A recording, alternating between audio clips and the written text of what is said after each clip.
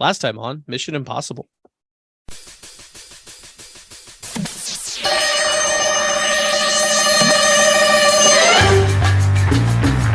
Hello, Agent Ricky. Thank you for receiving this message on a short notice. You're welcome, sir. What seems to be the problem? We here at ATEP, Agency to Entertain People, have come with a predicament. We need to create a skit in time for the new Mission Impossible film coming out this week. But, sir, what if we can't create the right amount of passion for the skit? We won't affect all the people we're trying to entertain. Damn it, Ricky. Now's not the time to lose faith in our product. We do this skit right, or the world will be a dull place. How dull are we talking about? As dull as watching something on a streaming service, but you only have dial-up for internet. Dear God, that's serious. Your mission, Ricky, should you choose to accept, is to make the most entertaining skit for this episode. As always, should you be boring or entertained poorly, the Secretary would disavow any knowledge of your recordings. This message will self-destruct in 5 seconds. What did you say you cut off? Oh yeah, I said this message will... Glad he's gone.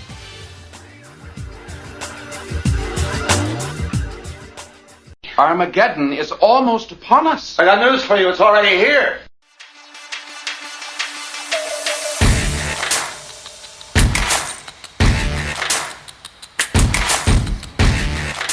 Hello, travelers. You're about to enter into a multiverse all about TV shows and movies. Welcome yourself into the Multiverse of Entertainment podcast. It's where our panelists talk about all the news stories, deep dive discussions on topics, and enjoy some nostalgic entertainment as well. Now, here are your hosts, Mitch Workman and Ricky Palmer. Woohoo, we're back! Yeah, what a dangerous mission this is, right? Yeah, I mean, any episode that we record is a dangerous mission, so... As dangerous as welcome to cancel. What? Oh, God. Hey, everybody, welcome back. It's me, Mitch, along with Ricky. We're back for another fun-filled episode of Into the Multiverse of Entertainment podcast. Oh, yeah, we're back into the multiverse. We hopped on some motocross bikes. We're going to do some cool stunts. Yeah. I don't know if I should pop a wheelie, Ricky. Gravity does not work well for me. No, what stunt we should do is when you go to the circus and they're in that little round ball. Oh, the moto cage of death. Yeah. No, put like someone in the middle. Or we can just be like Bart Simpson, try to go over Springfield Forge.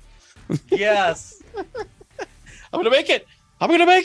Flaming Gorge here in Utah. Flaming Gorge. Hopefully you guys had a safe 4th of July. I know me and Ricky, we still got all 5 fingers and thumbs and toes and all that, so we're all good. Yeah. On this end, yeah, I'm pretty good. Yeah, no house fires, so we're good. But no, we're back. We've got a fun-filled episode today. I think a little nostalgic today because we're getting all prepped up for the Mission Impossible movie coming out later this week. Been hearing a lot of good reviews, and we'll have our review down the road too. But as for now, so far what I've seen, critics are about 4 out of 5, 4.5 out of 5. Good. So it's getting really good reviews. So I guess the thing people, one critic I read was saying was like, oh man, it's like it leaves you wanting more. It's like, well, that's why it's called Dead Reckoning Part 1. Oh God. Come on, guys, common sense. I know, it's like, did you get the part where it says Part 1? That'd be like what was that? Mockingjay Part 1 and then oh yeah. Or whatever it was. Yeah, like they did that with like Twilight and Harry Potter. Like it's like, why do you gotta break something up into 2 parts? I mean, I don't know. But see, I know this is gonna be blasphemy, but I've never seen the last 2 Harry Potters because it's 2 parts. Well, the funny thing is, like, you can easily, I would like to see it just be like one big cut. I mean, yeah, it'd probably be like a 4-hour movie, but I'd be okay with it. Yeah, I would too. As a fan, I mean, I'm not a huge fan of it, but if I was, then why not make a DVD that's just, you could do that, or even streaming. Just do it part 1, part 2 on a streaming thing. I mean, for God's sakes, we got the Snyder cut of Justice League. Why not the, I don't know, the full cut of the Deathly Hallows. Which I hear coming soon to Max. Yeah. Which I hear from you that it actually made that Snyder Justice League better. Yeah. Is what you told me. It was better. Yeah, I would say give it a shot if you haven't seen it. Yeah, it's a 4-hour movie, but you can easily, what it does too, it kind of breaks it out. Like it'll do part 1, part 2, part 3, part 4. So like if you want to get to certain parts, you can just like, okay, I'll watch part 1 of it. Take a break. Okay. Take part 2. Take a break. I'll come back later, you know? So you don't have to like sit there for the full 4 hours. I mean, if you want to, go for it. But if you want to break it up and kind of make it like watch like a little mini series, go for it too. That works too. Yeah, I would probably do the mini series route because I couldn't do that. 4 hours. Yeah. I'm worried about Oppenheimer here in a couple weeks because that's 3 hours. What's gonna happen? Either the theater's gonna blow up or Ricky's bladder's gonna blow up. Yeah. I gotta pee. Come on, damn it. Blow up the bomb. Watch that be the ending and it'd be like the end. It's like, well, you built all this suspense and that's the like, last scene. What if like the credits, it's just all it is like a ticking noise, like a time bomb ticking, like tick, tick, tick. I don't know, man, because it's Christopher Nolan and he's crazy, so we'll see. Yeah. Well, and you know, I'm definitely looking forward to seeing that in IMAX because that's the way to go see it. Because he's one of those directors that he loves IMAX. He will never release a movie without being in IMAX. So yeah, he sounds like Lucas. But. Yeah. Well, speaking of movies that's changed the industry, especially with IMAX, and you know, Christopher Nolan having a good segue, huh? Yeah. Speaking of movies that's changed the industry, especially with Christopher Nolan having a good catalog with Warner Brothers before Oppenheimer. I know we've talked on this a couple episodes about the Warner Brothers 100 Years documentary on Max you can watch. And you got to thinking like, okay, let's pick one movie we think that kind of changed the film industry with Warner Brothers, you know, because they were one of the very few movie companies we can agree that took risks that most other studios would not take the risks. And I really want to go with your choice of, because I really like what you have for your choice of what you think helped change the industry. And what movie would that be, Ricky? Yeah, so the movie that I picked was Clockwork Orange from 1971. It was nominated for Best Picture and the Golden Globe, but the reason why I picked this movie is it actually brought us Stanley Kubrick, because I don't know necessarily if it's his quote-unquote first movie, but I think it's his first movie that he worked with Warner Brothers. Or if it isn't, strike that, Mitch. Yeah, it is. It is. Yeah. Okay. Thank you. And it started a long-lasting relationship. Now, the basic premise of it is Alex and his gang, the drugs, they go around like kidnapping people, and they were involved in a murder. They murdered somebody, and so he spends time in jail. But at the end, when he gets released from jail, he comes out like a changed man, and some of the stuff that he did himself, he ended up like having it happen to him. But like the violence and stuff was for 1971, that was kind of like new, you know, because the way the world was with Vietnam and Nixon and all that, a lot of movies were more serious and stuff, so like they were more darker movies back then, like violence, things like that, and that's just the way the country was going. And so it was, I've never personally seen it because it scares me. Like I've seen previews and I've gotten the pop culture references, but I don't know, have you seen this movie, Mitch? I have. It's actually really good. I would tell people to go watch this. I mean, I honor this movie with our one segment of the show that we usually do every now and then of the Clockwork Assignment. You know, because in a way, I feel like you have to watch a movie to understand it, especially open up your horizon. But with this movie, yeah, it definitely changed what, you know, violence was in pictures back then, because you had your war movies or your westerns, and I know like in the 60s you had more toward leading westerns to more almost sci-fi, kind of starting in that route of sci-fi was starting to come around. Yeah. And I think with this one, it definitely changed what, you could show in cinemas. I mean, like in the time, it wasn't even shown in Britain because there was a crime going on during the time about a 14-year-old boy that was, kind of almost did the same things of causing manslaughter and almost was raping a girl in front of like their family. So it's kind of, like art. Life imitating art. Imitates art. Yeah. Yes, exactly. But no, I think with this, it also helped Kubrick become who he's known for today. And if it wasn't for this movie, he said he's always going to work with Warner Brothers for letting him take this chance to tell his story. I mean, we wouldn't have like The Shining, you wouldn't have Full Metal Jacket, because he wanted to stay with Warner Brothers. He loved what Warner Brothers would let him do. And I think with that, that's something you have to keep dear to your heart of, if you can keep that person to stay with you, go for it, man. That's a keeper.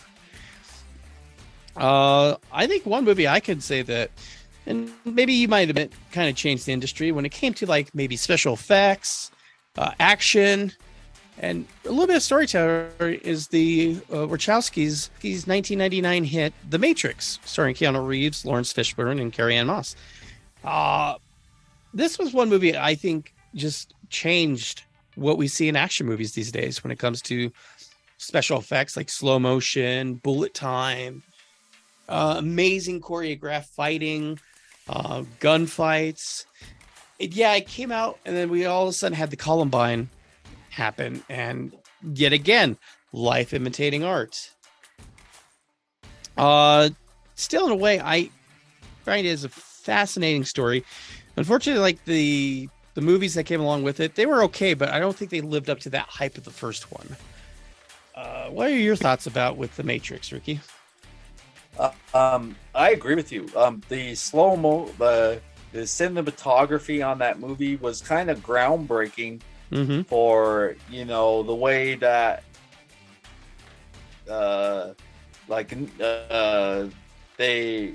his movements, like his back and things like that, they call it the Matrix in the wrestling business, but you know what I mean. And the other thing I also like too is that it kind of showed you like what the future of computers were, because the computers were still kind of relatively new in 98, 99, and so it's like, are we going to get sucked in the internet and things like that, like you said, life imitating art. And I liked it. I liked the first one, but I think I only seen the second one. I didn't go any further than that. I think the first one was the best, but I enjoyed them. Even though I heard the fourth one that just came out a couple of years ago was rough. It was rough. I had an issue with the fourth one because it just, I don't know if it was trying to do something and just like, because I'll spoil it for you and people that have not seen it, but in the third one, both Carrie-Anne Moss and Keanu Reeves' characters die. Whoa. And somehow they're reborn again in the Matrix. What was it called? I think Revolution. Yeah, Matrix Revolution. Yeah, no, not Revolution. It's like Retribution or something. Revolutions was the third one. So. Oh, okay. Yeah, I'm just trying to remember, Revisited or something like that. Something R. It was just, like, I get they were trying to maybe get a nostalgic purpose of it, but some things are just left how it was. And the way that the third one ended, I think you could have easily just let it end that way and move on. Because my wife, she loves the Matrix franchise. And when we watched that fourth one, she was so disappointed. And it just was like, there was so much potential and you threw it away for nothing. Like there was just nothing to tell.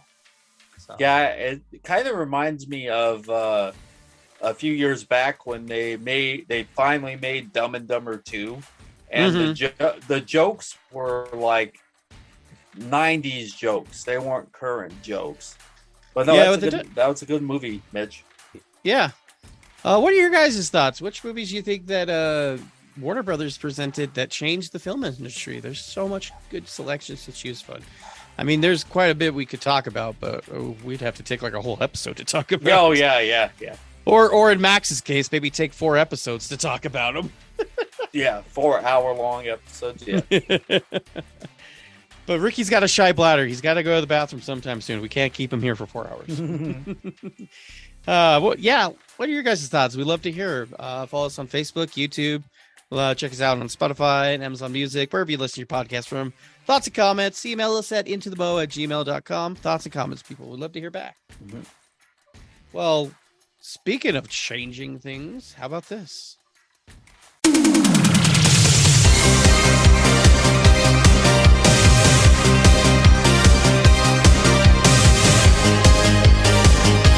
Yes, Geeks of Utah, rejoice! It's the 2023 Salt Lake FanX Comic and Pop Culture Convention coming to the Salt Palace in Salt Lake City, Utah, September 21st through the 23rd. Come see stars of TV and films like the cast of Star Trek Next Generation, Back to the Future, Scream, Smallville, Charmed, Clone Wars, Shazam, even some Doctor Who, and even Marvel themselves. Karen Gillan, Nebula herself's going to be there. Check it out, and also meet authors and artists. Check out the merch booths for all the local and national merchants to fill your geek shrine at home. Check out panels to fill your geeky needs.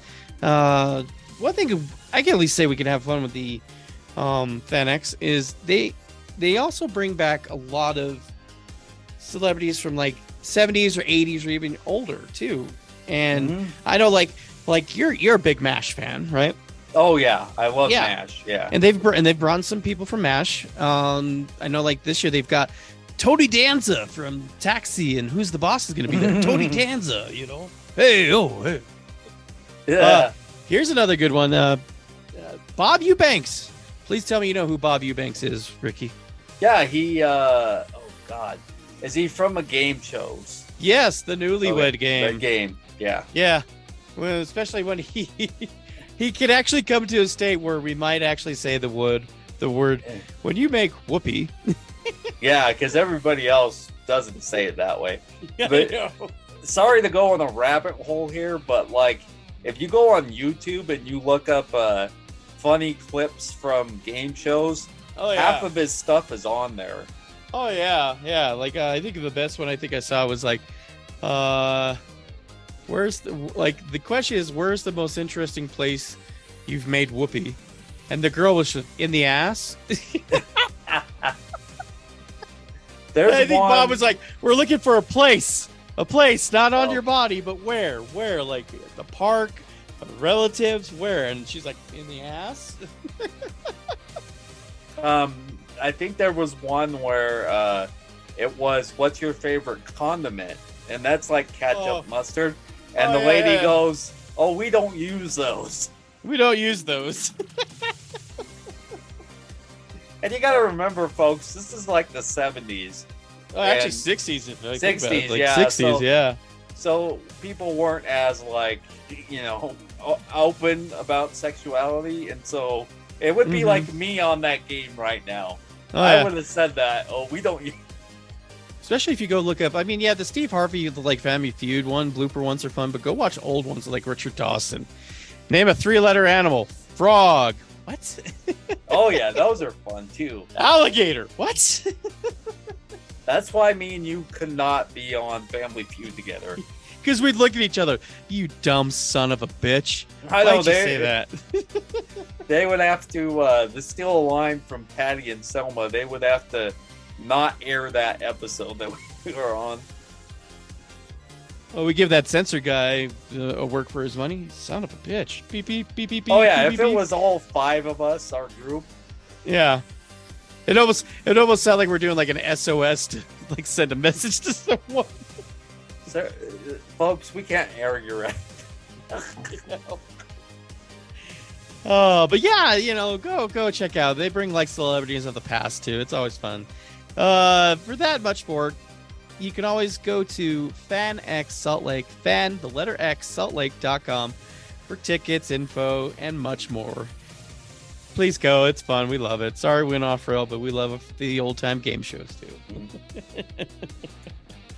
I think we should get the game show going right now, shall we, Ricky? Yeah, let's go. We got to think of something new for Hollywood, what we can bring to the table to show. You young man, what is something we can do? How about we just remake something that's already made money and make more money? That's genius. It's original and new. You're hired. Now it's time for R&R. Speaking of a game, hey, look at that. We're going to play some Recast Remake. Because this coming July 15th, it's the 35th anniversary of, which I would claim is probably one of the best Christmas movies out there. But you people didn't vote it when we did our poll, so thanks. But for the 35th annual release of Die Hard with Bruce Willis and Alan Rickman, we decided, hey, let's play a recast remake of what if we made Die Hard in this day of age. We're going to go with 4 characters now. And the characters we're going to go, of course, are going to be, we're doing John McClane, Hans Gruber, the villain played by Alan Rickman, Holly McClane, and Sergeant Al Powell in the show. Ricky, you want to go first? Let's start with Sergeant Al Powell, the officer that, was assigned to go check out the noise disturbance at the tower, and all of a sudden all hell broke loose, and now he became part of the fun. Welcome to the party, pal. Who do you have for your Sergeant Al Powell? I have Simu Liu from Shang-Chi and the Ten Rings. Very good actor. I enjoyed him in that movie. And there was a TV show that you mentioned last time that we discussed this off air that he was in, that I've seen a couple episodes that he was really funny in. And I think he would be a good cop. He's got that athletic ability that he could take down someone. But he also has good comedic timing too. Correct. Yep. He does have good comedic timing, because I'm sure that the McClane character, and don't hold this against me, I've never seen it, but I'm sure there's a good back and forth between both of them. Oh yeah. But he's also down there to try to help him out and help him as much as he can. So yeah. But yeah, that's a good choice. I really like that. I would definitely love to see that. I went a different route. Of course, with Sergeant Al Powell, I forgot to mention, was played by the great, phenomenal Mr. Carl Winslow himself, Reginald Vell Johnson. I went a different route too. I wanted to go with Lil Rel Howery. A lot of people remember him from Get Out, or even most recently, if you ever saw Free Guy, he was Buddy, the bank security guard that was friends with Ryan Reynolds' character, Guy.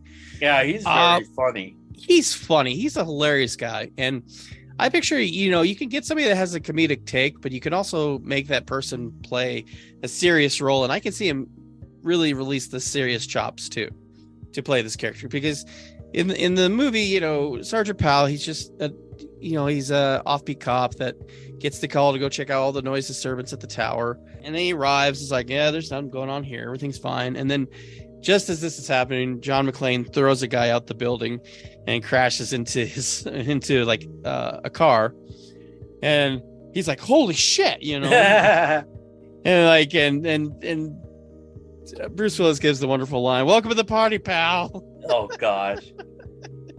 But he's kind of like the guy that's helping him out, like, hey, what can I do? Tell me what's going on there. What do you know? Because McClane's the inside guy, so he's letting the cop know what to do. I think that's a good choice. What do you think about that? I agree. He was very funny and Free Guy. His name's Buddy, but he was a good buddy to the Ryan Reynolds character, and he's also got the physicality too, that if he needed to take someone down in the movie or be serious, he would be able to pull it off. All right, so we're going to move on to the next character. We're going to go with John McClane's wife. We're going to go with Holly, in the original, played by Bonnie Bedelia. I I'm kind of cheating on this. I know people are gonna get upset about my choices, but I say let it happen. Damn it. I went for Holly McClane. I went Emily Blunt. Of course, from Edge of Tomorrow, Mary Poppins Returns, Quiet Place. Just fantastic actress.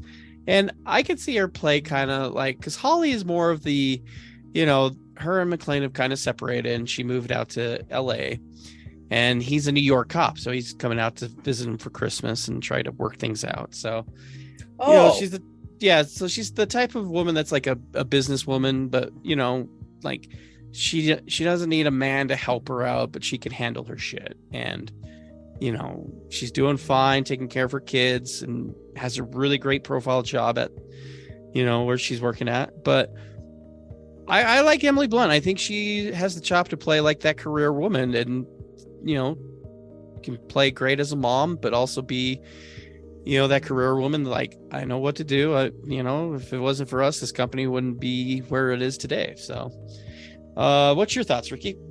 Good choice. Now that I know that that's what the character is, what can you say about Emily Blunt that people haven't said? I liked her in Mary Invisible Poppins. Woman. Well, I know we're still waiting. We're waiting on that casting. But great in Mary Poppins. Edge of, I forgot about Edge of Tomorrow. Very good movie. Also, the Quiet Place movies. Still haven't seen the sequel, but yeah, she's a very good actor. I wish she would have been chosen earlier for Marvel, because I liked her. Funny story. She was actually in the running to play Black Widow.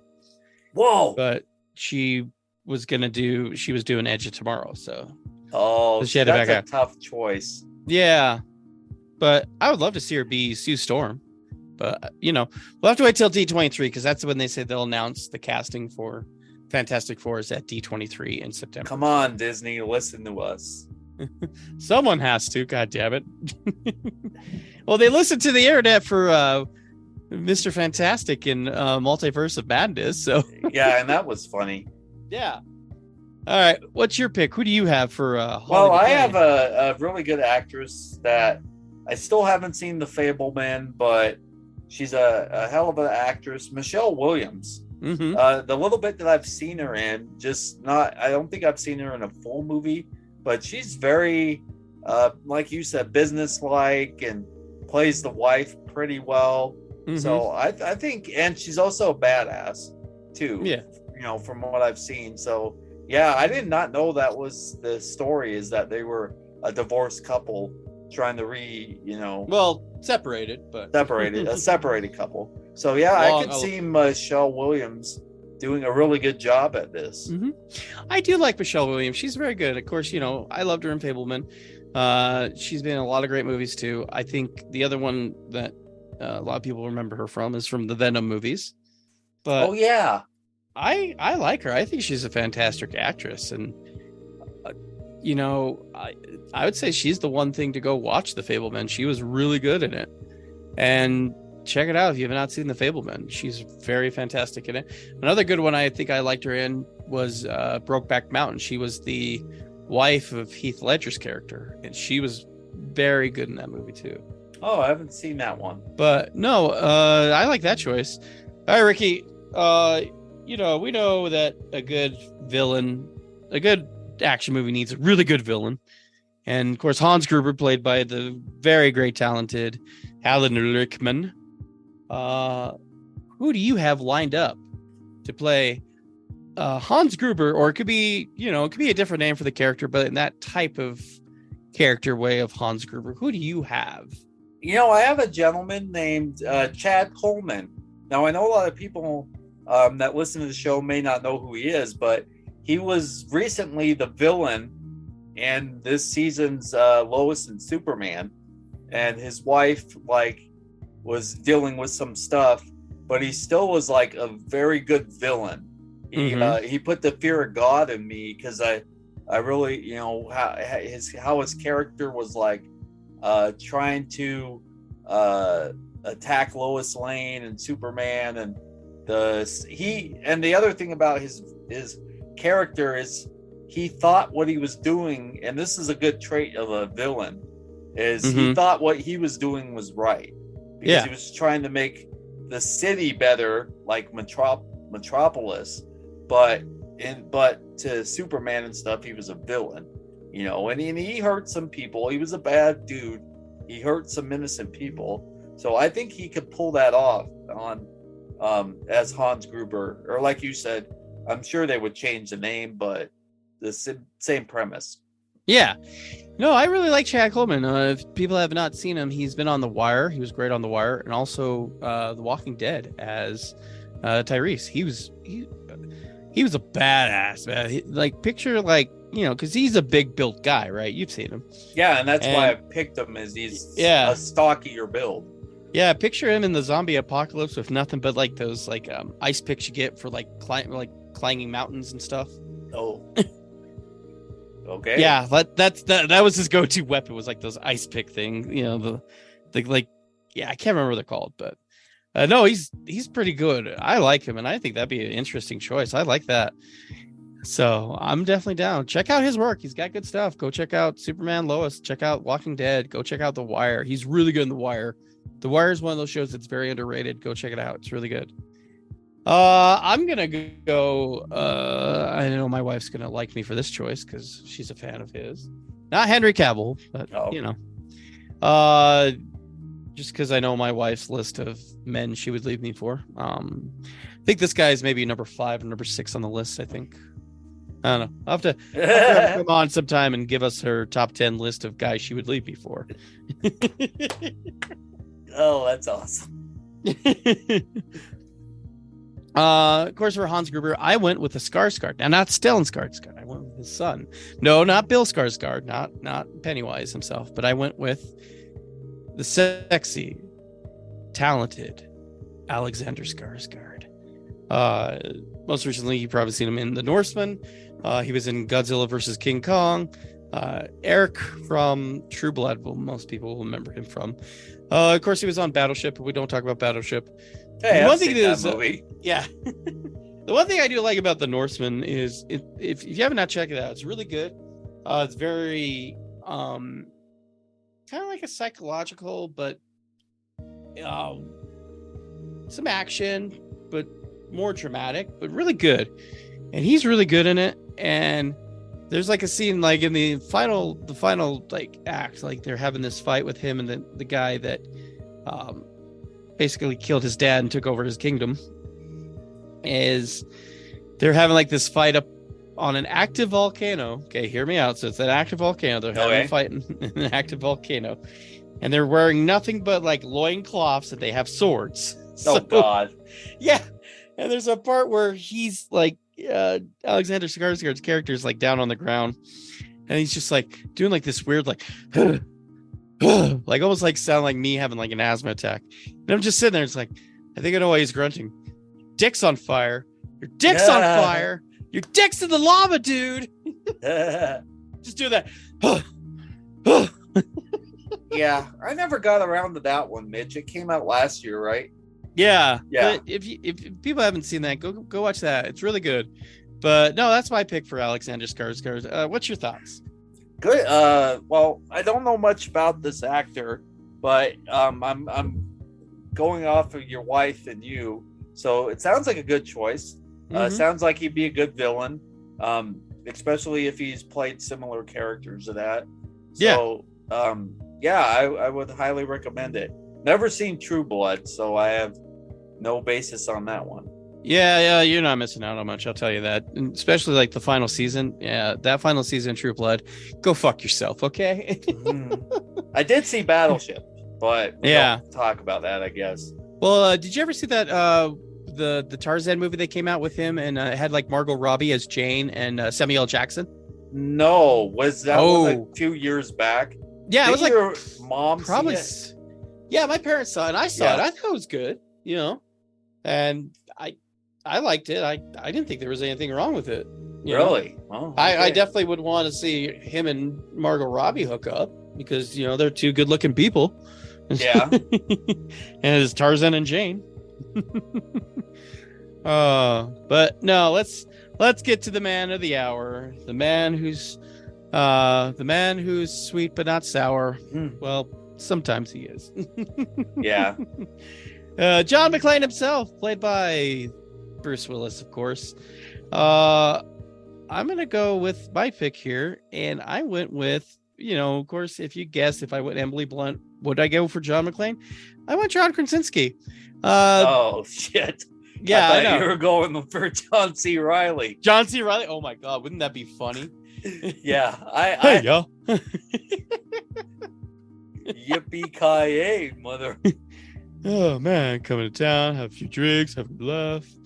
Can't I do just, this shit. Yeah, I think he would be a funny one, but go ahead with yours, Mitch. Oh my god, we need to make that happen now. John C. Reilly is John McClane. And then you have Will Ferrell as the Hans Gruber. As Hans Gruber? Oh my god. Oh god. And then you know who should be like the ex-wife then? Okay.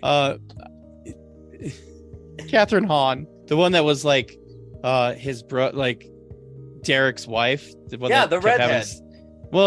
She was kind of blondish. Oh, okay. But yeah, her, yeah, Catherine Hahn. Yeah. Yep, that would be a good choice. Make her the goddamn ex-wife. Oh god, I even got a better. Okay. Okay. For the cop. Okay. For the cop, you get Rob Riggle. Rob Riggle? Yeah, Rob Riggle. Like Kobayashi. God, we're just call us Hollywood. I know. Call someone us that's Hollywood.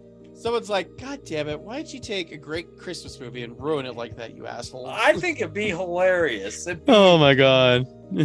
Because Farrell could be like that President Business that he was on the... Which I think it looks like he's playing like the same character for the Barbie movie. I would laugh if they called him Lord President Business. Oh yeah, you gotta so let hilarious. me know on that one. Yeah. But no, I went John Krasinski. Sorry, we went off course, people. Yeah, but he's a good actor too. Yeah, if you haven't seen Jack Ryan on Amazon, Quiet Place, he's really good. The internet did win with him as Mr. Fantastic.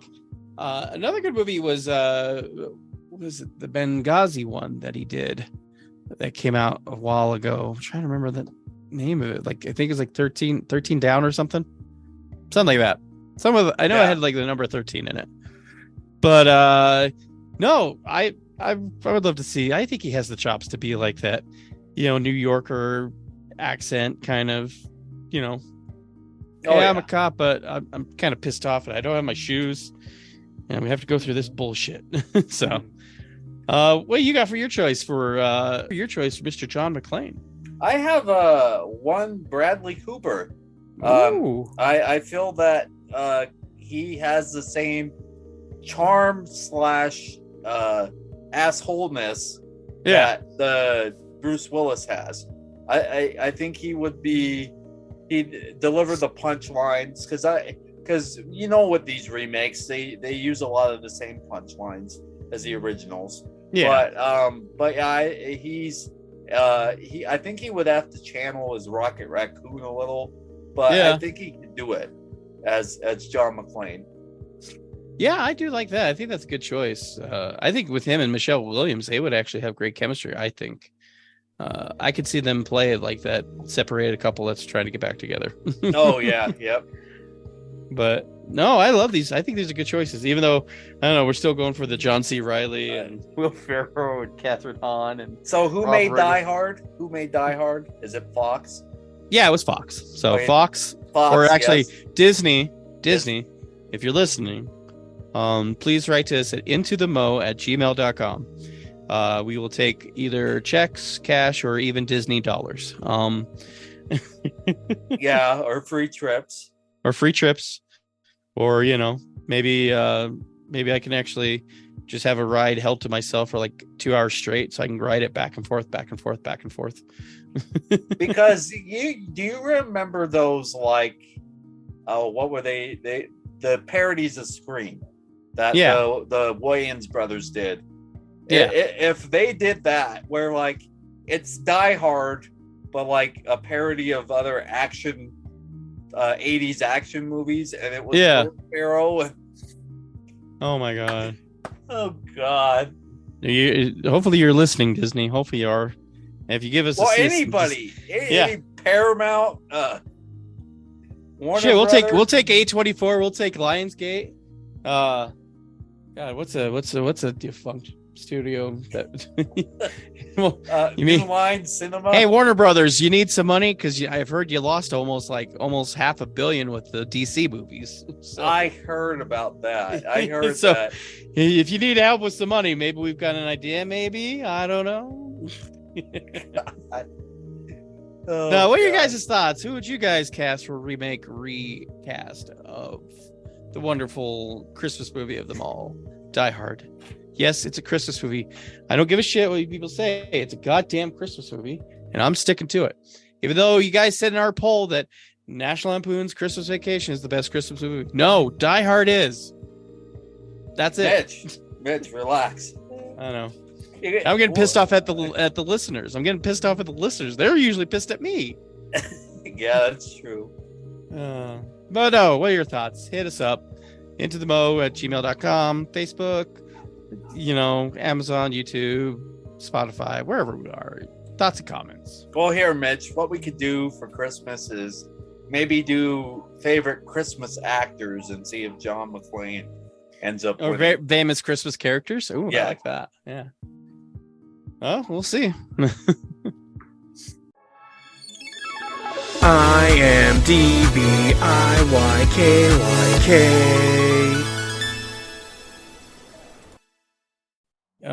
here we go, Ricky. Another round of this lovely game. It's the game we've started ever since the beginning of the series. IMDb IYKYK. The object of the game, we take 3 movies, we have a theme for it, and the other person has to guess the name of the movies and the theme based off of the IMDb plot summaries on the IMDb website. IMDb, hey, hit us up if you would like to be a sponsor. Yeah, you or Starry. I know. Yeah, we're still waiting for that check from you, Starry. Where the fuck are you? But no, we go back and forth. We have a little fun. We're going to see who could go perfect, who can go 0 for 0, or who could do decent, Ricky, what you got first for me? What's my theme? And let's hear the challenges. Yeah, so the theme is Come Fly With Me. Come fly with me. Sorry. Okay, I got 1985. Okay. 2002 and 1997. Let's go 97. Okay. The story of an Australian mountain man, Herrick Harrier, who attempts to scale the Himalaya peaks before World War II. After many different adventures, he finds himself in Tibet, where he benefits from the Dalai Lama and gains maturity. Yeah, I have a story with this movie. Because it's a 7-year movie. Yeah. Is that 7 years in Tibet? Yep, it is. I saw that once. I saw it once. It's really good. The only problem is this was around the time I had a huge asthma attack. That was in the hospital when this came out. So I went to go see this, and like a couple days later, I was at the hospital after a huge asthma attack. Yikes. So, yeah, I was hanging in there in that movie. It's a good movie, but I don't know if I can make it. So. Oh gosh. Yeah, good movie though. Check it out though. It's really good. All right, so we got 85 and 2002. Yep. Let's do 85. Go ahead. Okay, 1985. A family wins a trip to go across to Europe, and their usual shenanigans happen. That's a good one. Well, it's an all right. It's not the best one out of that series. But it's National Lampoon's European Vacation, right? Correct. Yeah, and they won it on a game show. Yeah. It's okay. It's not the best, but yeah. You're right. Yeah. All right, so we got 2002. Yep. A young and parentless girl adopts a dog from the local pound, completely unaware it is a suspiciously dangerous scientific experiment. Okay, go ahead and repeat that again. 2002. Okay. A young and parentless girl adopts a dog from the local pound, completely unaware that it's really a suspicious and dangerous science experiment. I think you might have me stumped on this one. Okay. 2002.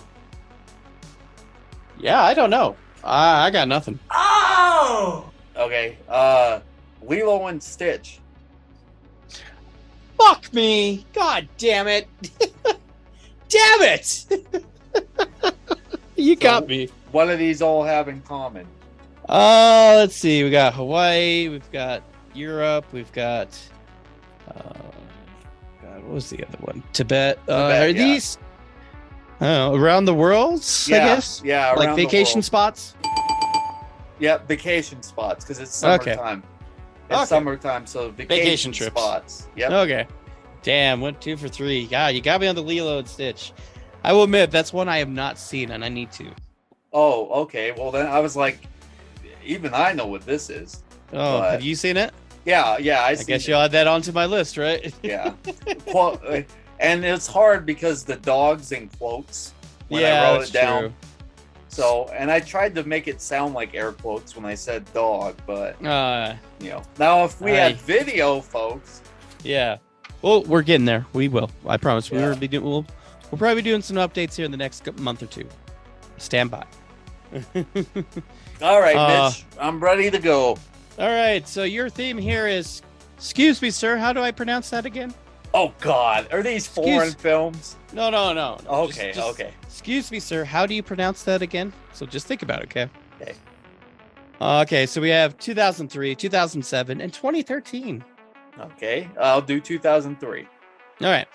This film follows the lives of 8 very different couples in dealing with their love lives in various loosely interrelated tales, all set during a frantic month before Christmas in London. Is that Love Actually? Yes. Okay. Correct. I think I had that for a challenge. Yeah, you did. Yeah. All right, so you got 2007 or 2013? 2013. In the antebellum United States, Solomon Northup, a free black man from the upstate New York, is abducted and sold into slavery. Oh, 12 Years a Slave. Correct. Oh, that's a good movie. Yeah. All right, you ready? 2007. Okay. An outcast New York City cop is charged with bringing down Harlem's drug lord Frank Lucas, whose real life inspired the partly biographical film. I don't know that one. I know the actor that you're gonna say, but I don't know. You want to take a guess? Movie. Just take a guess. You want me to say it again? Here, I'll do it again. Okay. 2007. Okay. An outcast New York City cop is charged with bringing down Harlem's drug lord Frank Lucas, whose real life inspired this partially biographical film. Is it American Gangster? Yes! Oh, you are 3 for 3. Can you go perfect finally? Can you go perfect? What is the theme of, excuse me, sir, how do you pronounce that again? It's Chichilio Ejiofor. Yes! Yes, you did it! You went perfect! Woo! Play that clip, Jim. Damn, I'm good! Can you feel that? Huh? Can you feel it, Captain Compost? Yes! Okay, go ahead, because I knew Love Actually, because it was a challenge. Yeah, and then 12 Years a Slave probably helped out the best. Oh, it was really good, but that's what got it. That's what got it for me. And then American Gangster I saw once. That's really good. I really liked it. I really liked Denzel in it. I think it's one of Denzel's finer movies. Oh, man. But yeah, because of that, happy birthday, Chiwetel Ejiofor. Yay. The day this comes out, it's your birthday. Happy birthday. So go watch some of his work. Go watch that. Or go watch, Doctor Strange, the Multiverse of Madness, Serenity. There's so much he's got good work. Go check out his shit. If you would have done a Doctor Strange, and that would have been easy. Yeah. But I'm glad you did. I wanted you to work for it. You worked for it. You got it. I'm happy for you. Let's mark it on the calendar. First time, Ricky went perfect and Mitch didn't. Yeah, let's just jot that down. Oh God, what is his name in it too? In American Gangster, Russell Crowe. Yeah, Russell Crowe. Mm-hmm. Yeah. So, all right, Ricky. Ricky. Yep. Nostalgic zone. All right, we're stepping back into the nostalgic zone for a good one this week. In celebration of Mission Impossible coming out this week, we decided to take a look into the career of the one, the only Tom Cruise. Now, Tom Cruise, we can admit, has some great movies. He's got a good lineup. And I think we're going to talk about just a movie, like each talk about a movie his that we liked, and maybe bring up a couple that we'll kind of discussed here. Just turned 61 this past week, so happy birthday, Tom. You know, still looking good for 61. Yeah. I don't know if you heard this news story, but he did an interview because he saw how like Harrison's been doing like Indiana Jones in his 80s. Like, yeah, I can probably do Mission Impossible till I'm 80. It's like, come on, Tom. Oh, calm down. That's Come on, Tom. Calm down, man. Especially if he does his own stunts, like you say he does. Yeah. I was gonna say this is a different actor, but there's rumors, and these are rumors that they're making a Rush Hour 4. Speaking of actors that do their own stunts. Yeah. It's like, how could Jackie Chan keep going? Yeah. I know. I'm just like, with these guys' age, it's like, how can you keep doing that? It's like, Tom, you're 61. Calm down, dude. Yeah. Especially like, some of your kids have got grandkids. So come on, be a grandpa. It's okay. Be old, man. It's okay. Just be old. Is he still with Katie Holmes? No, I think they broke up. So. Oh, okay. So we're going to talk about a movie here or there, and we'll talk about a couple other ones that we think you should go check out his line of work. He's got a good library, really good library of good movies. I know some of us will say our favorite ones are, there's Top Gun Maverick. I know one you personally like is your personal favorite is Rain Man. Yeah. And it's a really good movie. What's a good one that you have on your list that you should tell people to go check out that, some people might have not seen? Yeah, so the movie I'm going to pick is from 1990. It's called Days of Thunder. It's a movie about Cole Trickle, which is Tom Cruise's character, and he's a hotshot NASCAR driver. Now, this is before NASCAR got popular in the early 2000s, so it was kind of a niche movie at the time, but it was like Top Gun meets NASCAR. Because he was a dick, and when I wrote this name down, I didn't know who it was, but now I know who it is. Yondu is in it, a young Michael Rooker. Yeah, and he's one of the rival drivers, and Robert Duvall is his crew chief, or the guy that kind of teaches Tom Cruise, and then another one of his love interests is in it, Nicole Kidman. Who they've done a lot of things together. But yeah, it's if you could get past the NASCAR stuff and you just want to watch it for Tom Cruise, he's really good. He's a young, it's like during his young arrogant phase. Like he's a dick, but yeah, he knows what he's doing in NASCAR. And they're like, there's scenes where he's driving the car too hard and he's like, I could do it, I could win. And of course he gets in this huge crash that takes him and Michael Rooker out and almost ends Rooker's career. And then it almost gives him like PTSD in a way too for Cruise's character, right? Oh yeah, because he struggles to get back in the car, And then I got to give a shout out because a very young John C. Reilly. I was hoping you'd bring that up. Is a young John C. Reilly is on his pit crew like a tire changer, and he doesn't get any big lines. And there's another actor, and I need your help with his name. He was the owner of the team, and he looks like Randy Quaid, but I don't think it's him. I think it's his brother. It is Randy Quaid. Okay, it's Tim Ballard. Yeah, the owner of the wealthy car dealership and the team owner.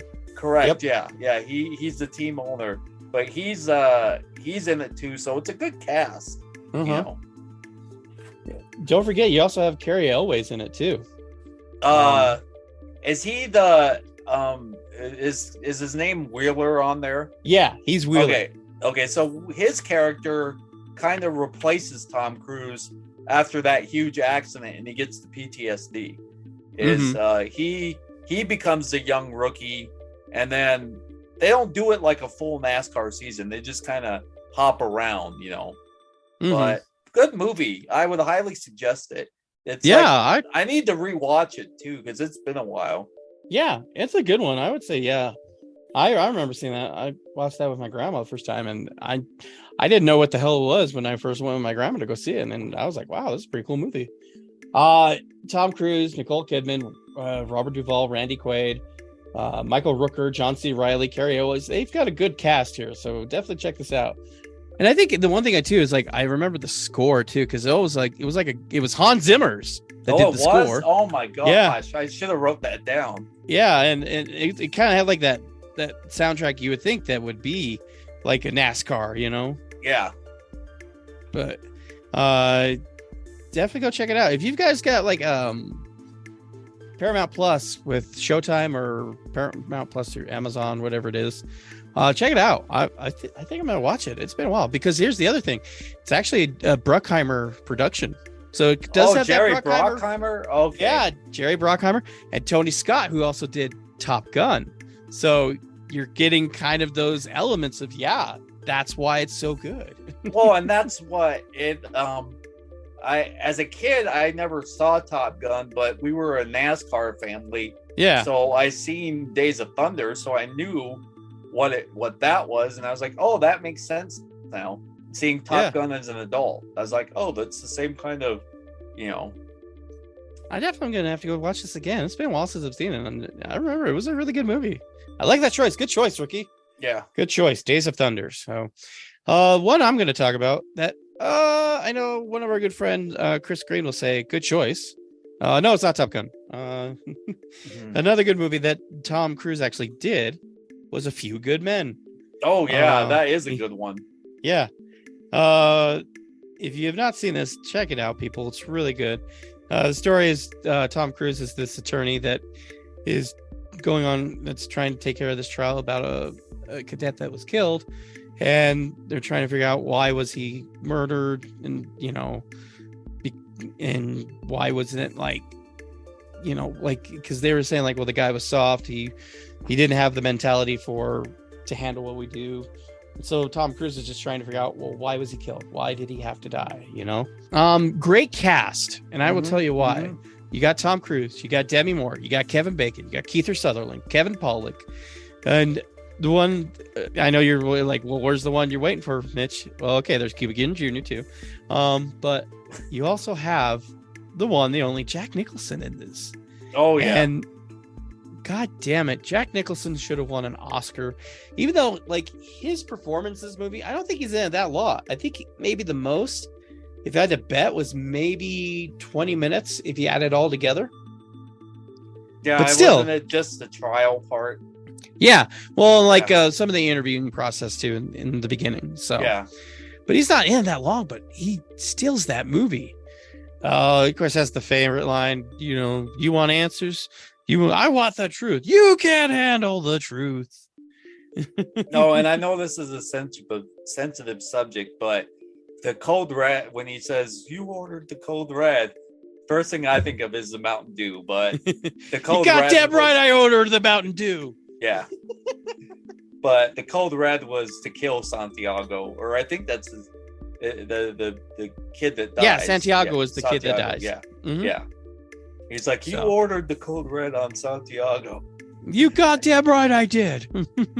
But I've only seen it over at, Chris Green's house one time. But it's intense. It's good, but intense. You fucked with the wrong Marine. Yeah. Oh, yeah. Yeah. I remember that line. And wasn't that another 90s one too? Like 91, 92? Yeah, it was 1992. Yeah. So still kind of young Tom Cruise on that one. Yeah. But I mean, if you look at it, his category, like from the 80s to 90s, it's almost like each one's like almost a hit.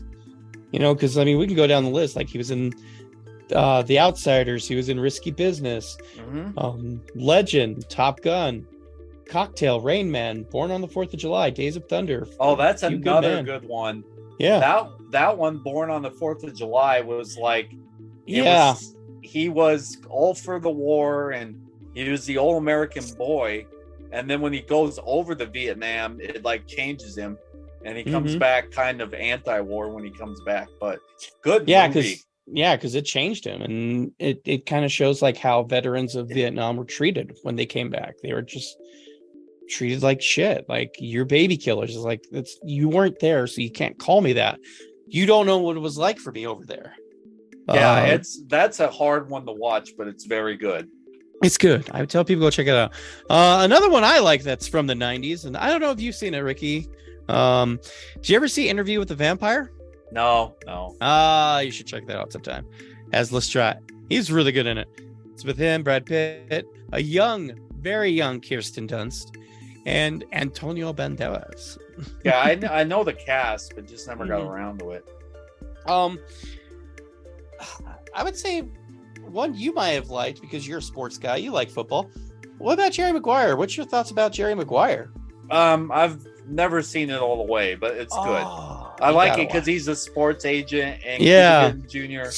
Yeah, so I know. And is that the kid with the human head gimmick? yeah. Did you know the human head weighs 10 pounds? Yeah. Jonathan Lipnicki. Yeah, or you. Which I convinced a couple at Sundance one year. Hey, I'm Jonathan Lipnicki. No shit, really? You could have went with that. I know, like all grown up. But then, like, I saw what he looks like maybe like a month or two later, and he's jacked. He is jacked. Oh, okay. I was like, oh shit, he's gonna find me and beat the shit out of me. Hopefully, he doesn't find me. Yeah, because doesn't he fall in love with Renee Zellweger? Yeah, he does. Okay. Well, not Jonathan Lipnicki, but Tom Cruise's character. Well, yeah, the kid falls in love with his mom. Unless you're watching Jerry Maguire on Pornhub, that's a whole different story. Then, damn.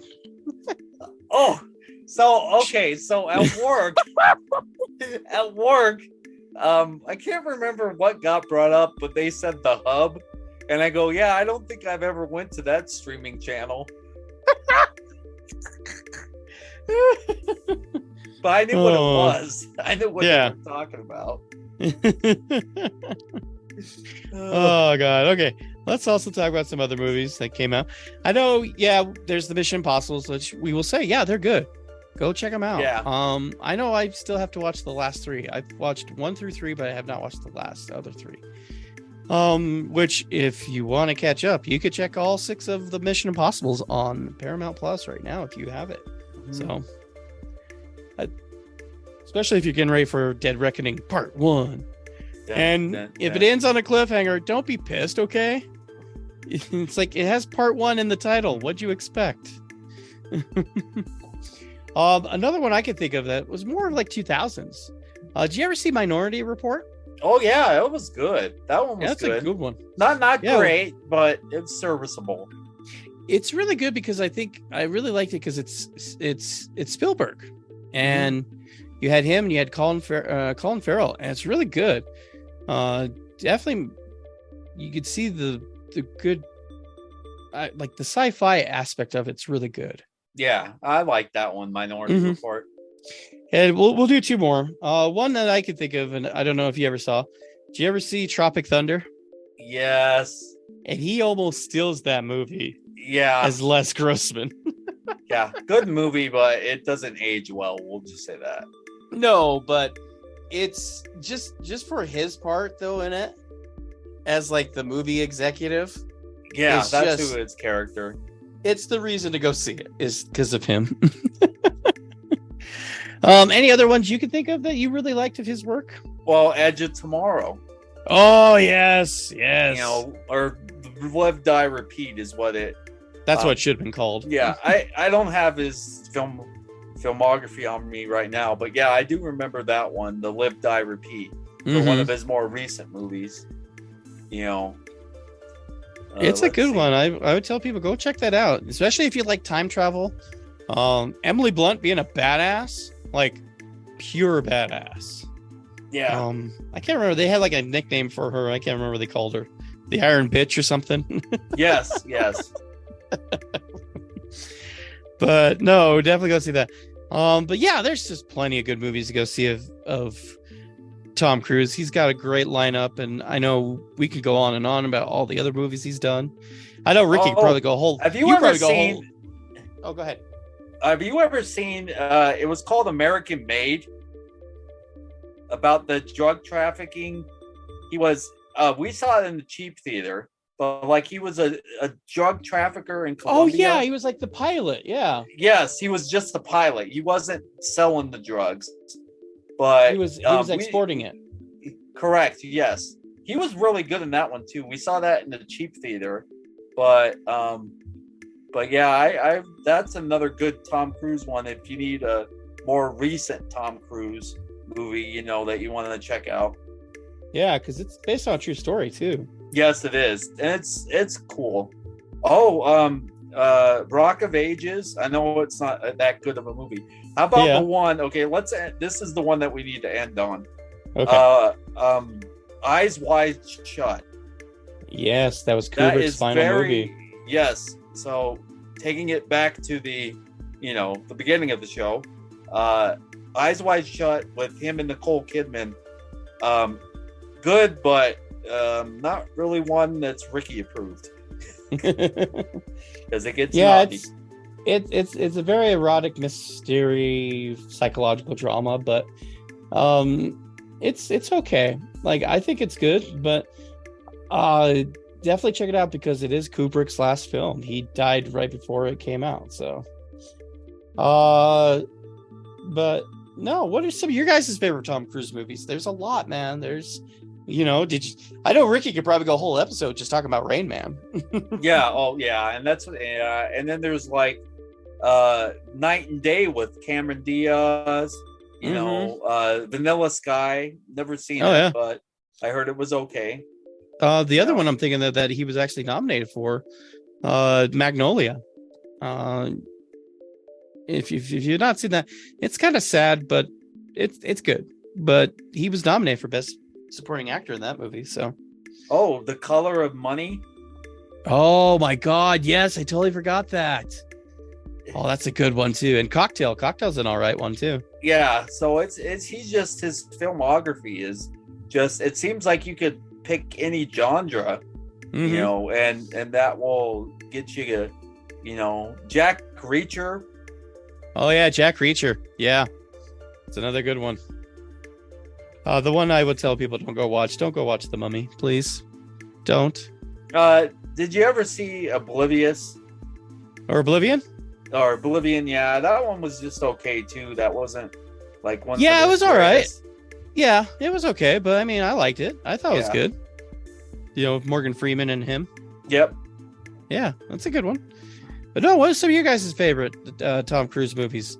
We'd love to hear, man. Thoughts and comments. Email us at intothemo@gmail.com, YouTube, Facebook. Look us up on Spotify, Amazon, Spreaker, wherever you get your podcast from. We're everywhere. So we'd love to hear you guys' thoughts. I wonder if this one's a teen comedy. It's called Losing It from 1982. Losing It with Shelley Long and Tom Cruise. Oh God, let's see. Losing It is a comedy film.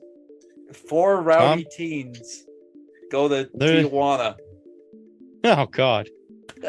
And his name is Woody. Oh.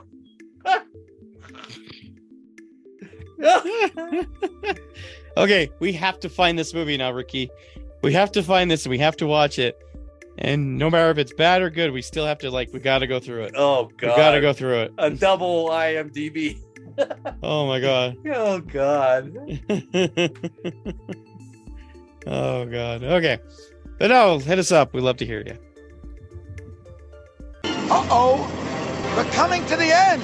See?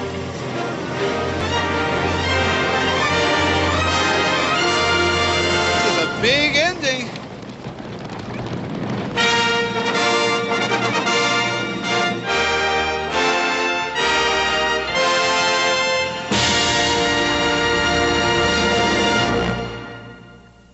Wait! Where are you going? Oh man, we've reached the end. Oh man, all right. Time to go gas up these motorbikes, man. I'm glad we didn't do any crazy stunts with them. Yeah. I mean, we're not as crazy as Tom Cruise. I don't know, man. Him and that, I don't know, what is it like? He's just trying to prove every time he's doing stunts, it's like, all right, I'm gonna jump off something. Why, Tom? Tom, it's okay. What is it with guys and Tom that have to prove stuff? Because I know this isn't a sports podcast, but Tom Brady, Tom Cruise, like you could retire. Looking at you, Tommy Pickles. Okay. Tommy Pickles. Oh Lord. What do you have to prove? Why you gotta get out of that cage every time? Why can't you just stay in your goddamn playpen, Tommy? Huh? Chucky has told you every time, just relax in the damn thing. We can play with your Reptar toys. We don't need to get out of the damn pin. That's a good cartoon. I know, that was like, people were like, what the fuck are they talking about? Tommy Pickles? What the fuck is Tommy Pickles? Rugrats, kids, go check it out. The original, not the original. With Phil and Lil and Angelica and the grandpa that speaks like a prospector. Okay, is it me or what? Did you think Phil and Lil reminded me of Patty and Selma? Kind of, like, almost, you know, because they're like, twins. Only yeah, they're twins.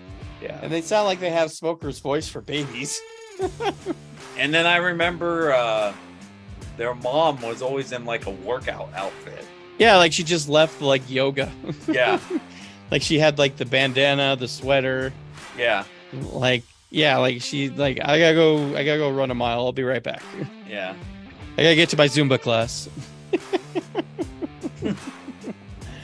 Oh man, what a great episode, man. I had a fun time. As always, we always have a fun time, Ricky. I'm happy for you, man. You went perfect. You went perfect on IMDb, man. Yeah, finally. Yeah, he finally. He's gonna hold that over me for like the next, few weeks and stuff. So. Oh Lord. Hey, remember that time you didn't get Lilo and Stitch, but I got American Gangster? Eat it, bitches. Oh, it's funny. Oh man. But no, we're gonna head on out. We're gonna hop on out and go watch some movies, some TV shows, get ready for another exciting episode next time. Hopefully you guys have a good time, man. We, like I said, follow us on Facebook. We're on YouTube. Follow us on email us at intothemo@gmail.com. Thoughts and comments. We'd love to hear feedback. If you guys have any suggestions, there's a movie you think both me and Ricky have not seen, you'd like to challenge us to a Clockwork Challenge. We love that. I think that'd be fun. I think what we should do is just like have like a list of movies that people should challenge both of us to that we both haven't seen, and we're like, all right, and then we should just watch it sometime together. Yeah, like that Losing It. Like Losing It. If one guy comments like, hey man, I seen Losing It, you should check it out. Tom Cruise is the best Woody ever. Oh God, we better stop before we get kicked off the air. Before we break it. Yeah. All right. As always, safe travels. And safe and entertaining yourself. Hey you, thanks for sticking through and listening into the Multiverse of Entertainment podcast. If you are a fan of this podcast and like what you heard, be sure to subscribe to us on Spotify, Amazon Music, or wherever you get your podcast from to be notified for new episodes.